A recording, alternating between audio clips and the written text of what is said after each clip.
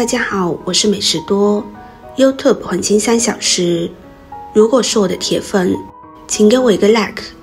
第一次看我的视频，请您静悄悄的给我一个 like。你是长寿还是短命？看这个地方就知道了。很多人都还不知道，怎么看一个人是长寿还是短命呢？科学家们经过研究发现，下面这10大特征确实与健康长寿相关。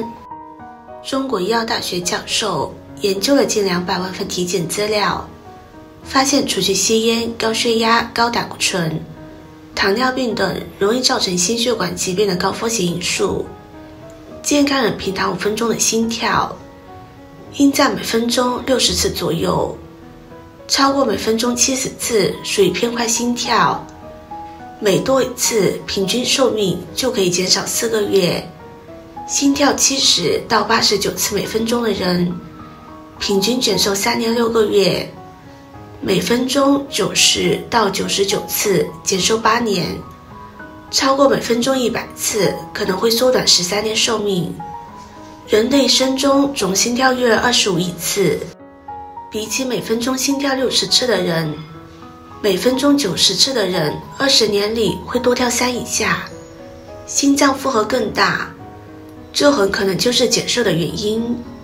较慢的心率意味着你的心脏无需太过卖力工作，便可以完成输送血液的任务。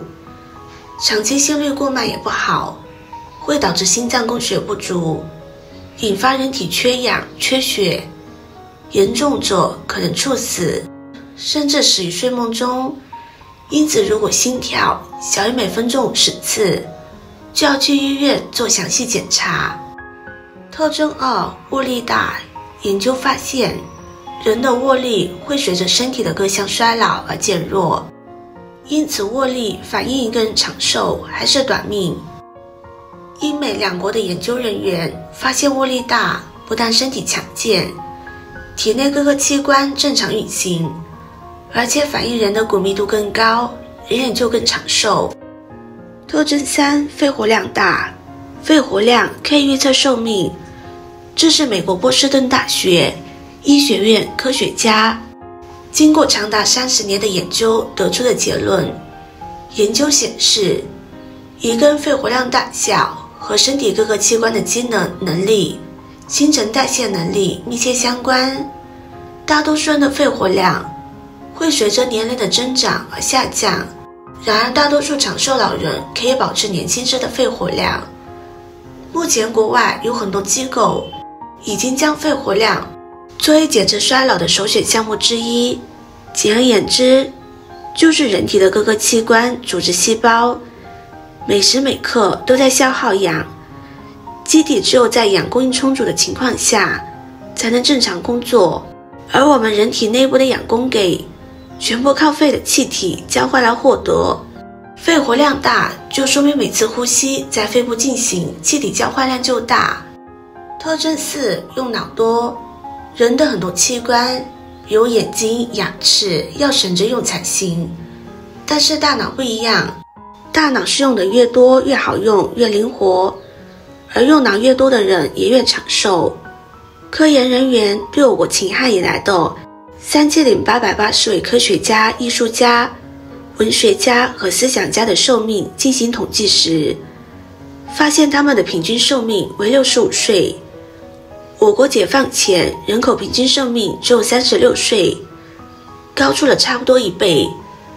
国外资料也表明，16世纪之后，欧美400个杰出科学家平均寿命为64岁，而用脑最勤的科学家平均寿命为74岁。特征5，不打呼噜。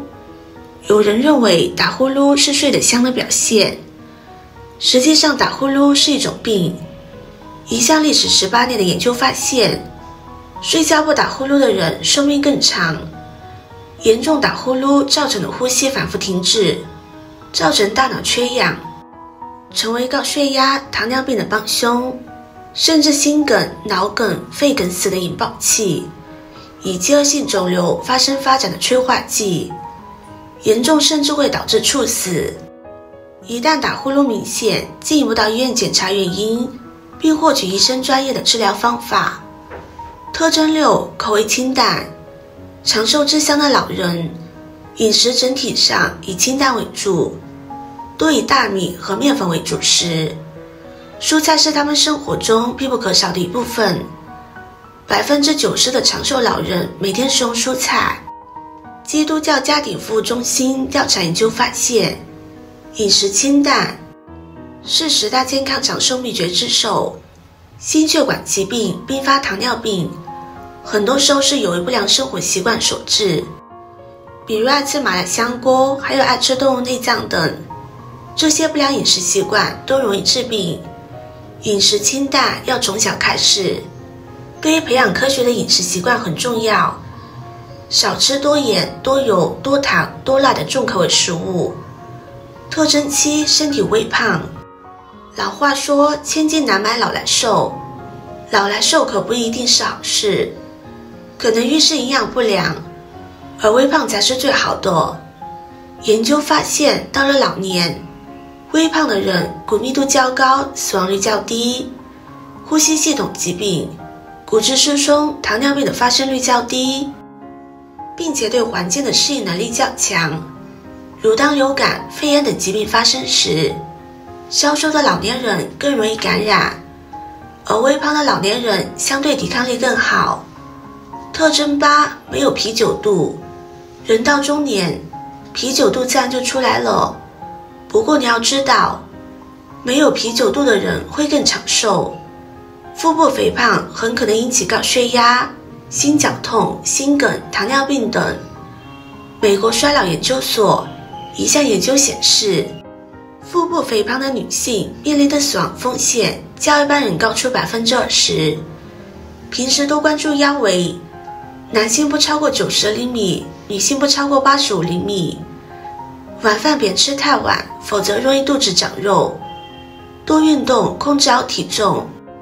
特征9，绝经晚。对于女人而言，绝经晚会更长寿。美国加州大学圣地亚哥分校最新研究证实，绝经期来得晚的女性长寿几率更大。美国医药大学医学院的妇产科教授也表示，绝经期推迟会令女性患心脏病风险大大降低。研究结果显示，月经绝经年龄在50岁以上，有40多年生育年龄的妇女活到90岁的几率会增加。此外，绝经晚的妇女在随后的生活中，总体健康的可能性更高。特征10，性格外向。性格开朗的人更容易获得长寿。美国波士顿大学医学院新英格兰100岁老人研究发现，如果一个人性格开朗，则更容易广交好友，也就更会照顾自己，因此也更容易度过难关。研究还发现，这些性格开朗的长寿人士，不仅在社交上更上一筹，他们的精神也更为轻松，这使他们更善于应对压力。瑞典项最新研究发现，性格开朗的人患痴呆症的概率低 50% 左右，还不容易受外界压力影响。这与他们大脑中的皮质醇水平偏低有关。有多项措施可以降低皮质醇水平，比如常喝红茶、睡午觉。今天的分享就到这里了。制作视频不易，如果您觉得今天的分享对你有帮助的话，可以分享给身边的朋友，别忘记点赞、收藏，点击我的头像可以看到更多的精彩内容。我们下个视频见啦！